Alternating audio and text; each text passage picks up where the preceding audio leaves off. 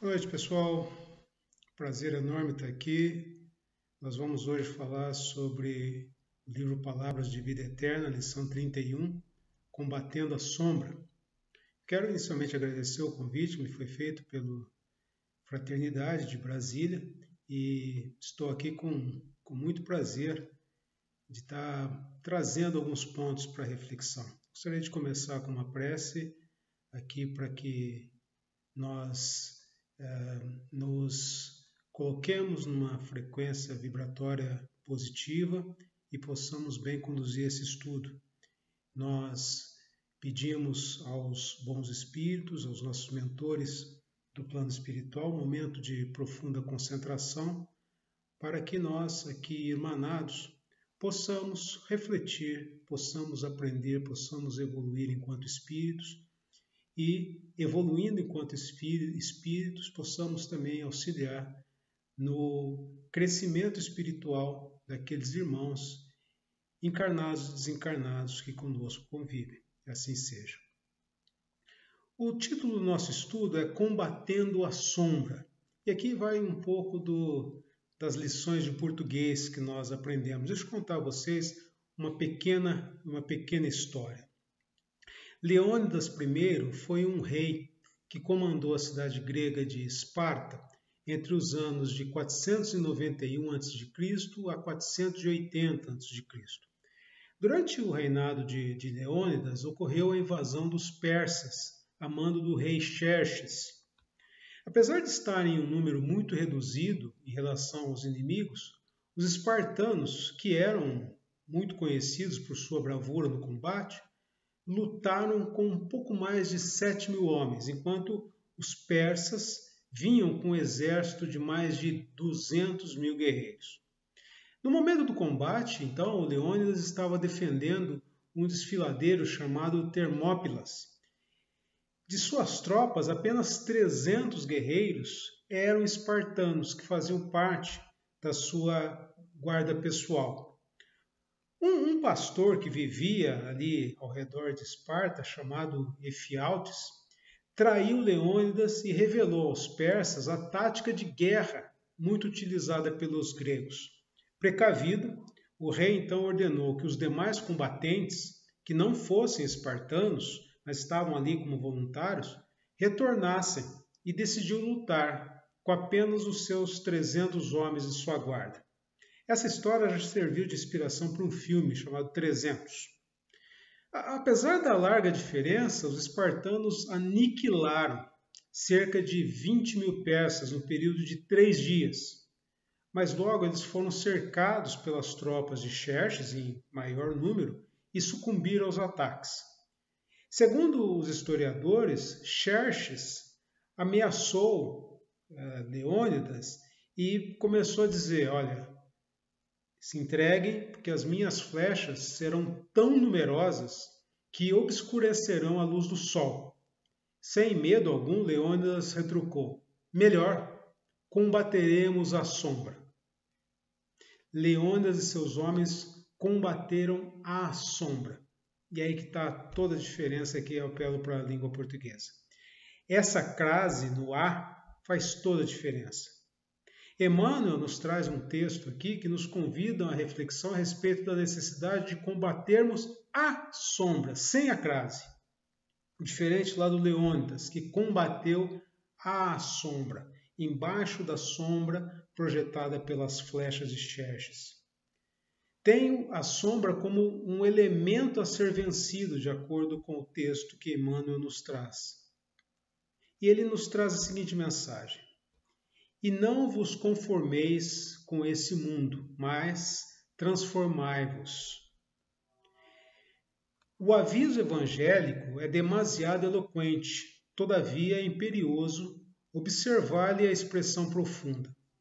O apóstolo, divinamente inspirado, adverte-nos de que, em verdade, não nos será possível a tácita conformação com os enganos do mundo, tanta vez abraçados espontaneamente pela maioria dos homens. No entanto, não nos induz a qualquer atitude de violência.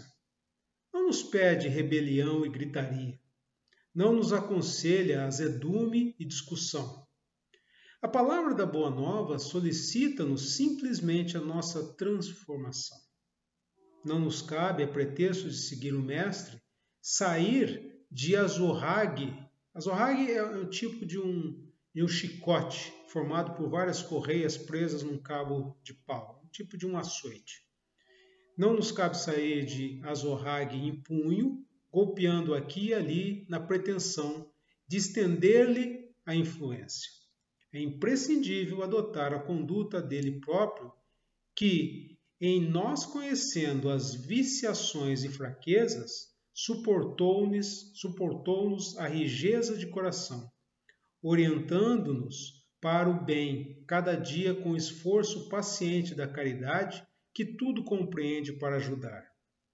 Não movimentes desse modo o impulso da força, constrangendo os semelhantes a determinadas regras de conduta diante da ilusão em que se comprazem.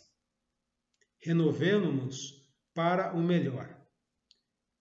Eleva o padrão vibratório das emoções e dos pensamentos.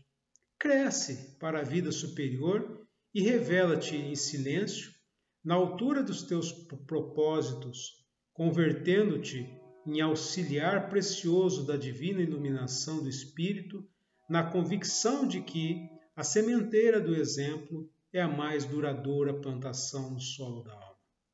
Não te resignes aos hábitos da treva, não, mas clareia-te por dentro, purificando-te sempre mais, a fim de que a tua presença irradie, em favor do próximo, a mensagem persuasiva do amor, para que se estabeleça entre os homens o domínio da eterna luz. Esse texto nos tira do conformismo, né? E ele é muito atual. Talvez se ele tivesse sido lido há 100, 200, 300 anos, ele teria o mesmo efeito. Porque ele nos convida à ação diante de uma situação presente.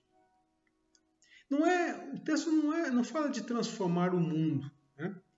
Ele fala sobre fazer brilhar a sua luz, fazer brilhar a nossa luz e iluminar o mundo.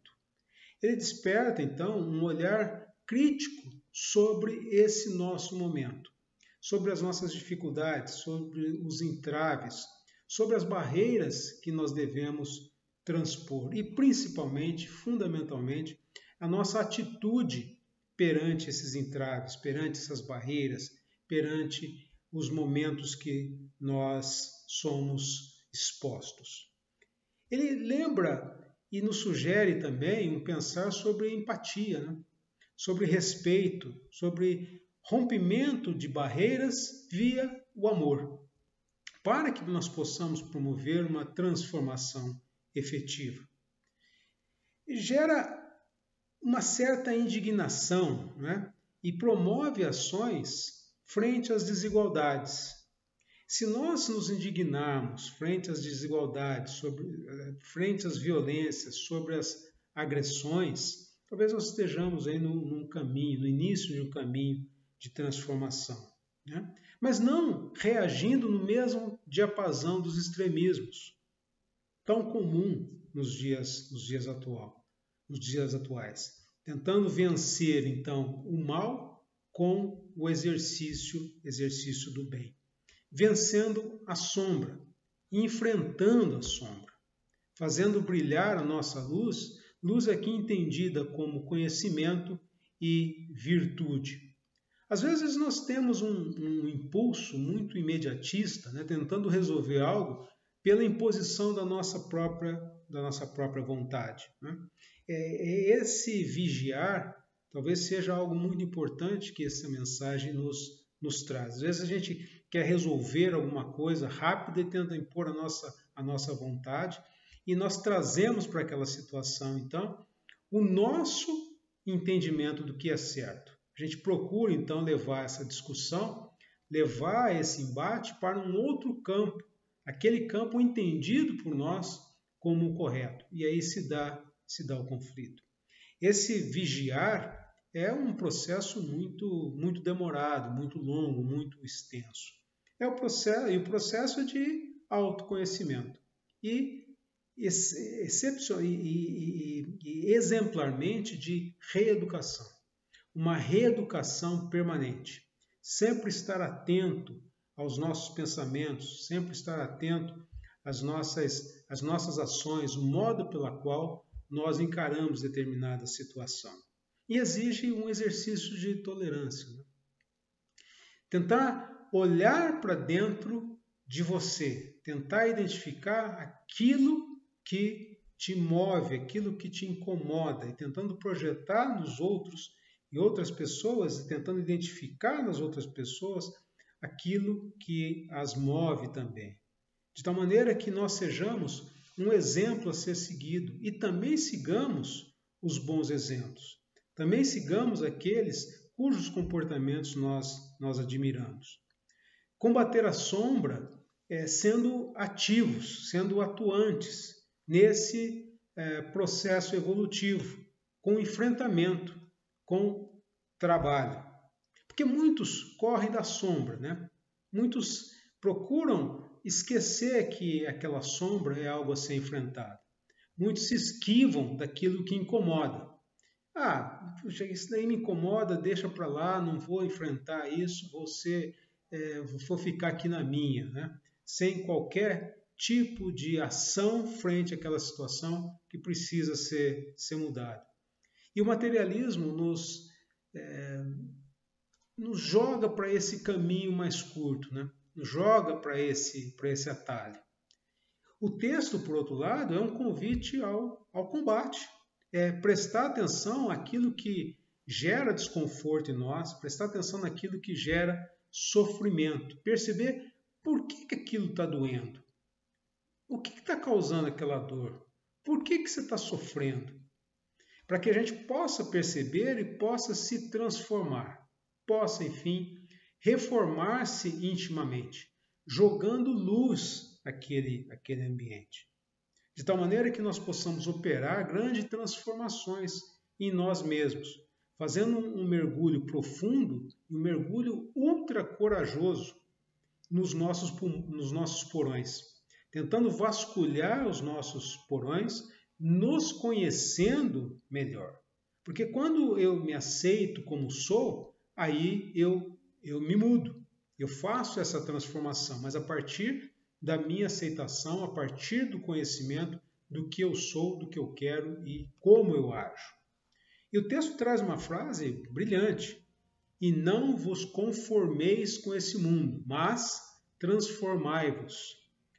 Na primeira parte da frase, né, há talvez uma indução a pensar que devemos transformar o mundo, só que não. Mas transformai-vos. Uma transformação pessoal. A sua transformação pessoal é que transformará o mundo.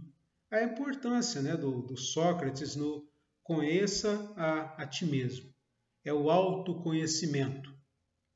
Verificando as nossas qualidades, potencializando aquilo que nós temos de bom, identificando aquilo que nós precisamos melhorar ou eliminar, mas sem nos martirizarmos.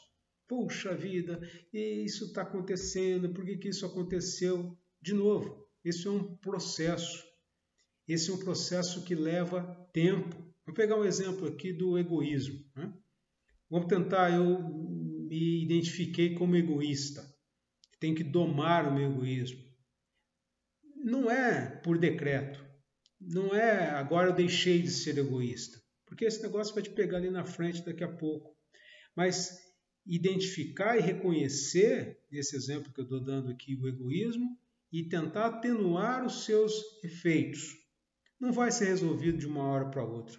Um dia vai, mas ao longo de várias encarnações é importante que nós conheçamos isso, que nós saibamos desse processo, de tal maneira que a gente trabalhe para preparar o mundo também para o nosso próprio retorno. Nós vamos colher os frutos, nós mesmos vamos colher os frutos lá na frente daquilo que nós semearmos agora. Não nos, e aqui outro trecho da mensagem, também de suma beleza e importância, não nos será possível a tácita conformação com os enganos do mundo, tanta vez abraçados espontaneamente pela maioria dos homens. No entanto, não nos induz a qualquer atitude de violência.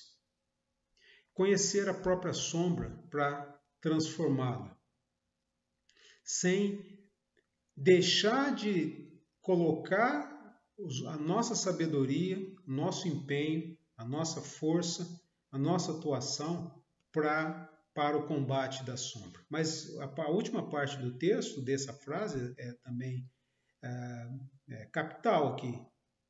Não nos induz a qualquer atitude de violência. Enfim, o texto é um convite ao amor. É um convite a conhecimento das nossas próprias sombras para transformá-las. O Krishnamurti, que é um filósofo hindu, ele traz uma frase que eu gostaria de dividir aqui com vocês, que fala muito acerca dessa condição que nós vivemos e principalmente na sociedade vis-à-vis o nosso comportamento nela. A frase do Krishnamurti é a seguinte: não é sinal de saúde estar bem adaptado a uma sociedade doente. Não é sinal de saúde estar bem adaptado a uma sociedade doente. Se eu me sinto muito à vontade com a violência, com a agressão, com o extremismo, cuidado. Se eu me sinto deslocado, indignado, não aceitando determinadas situações de egoísmo, extremistas, de desrespeito, de agressão, de violência, esse já é um convite à transformação.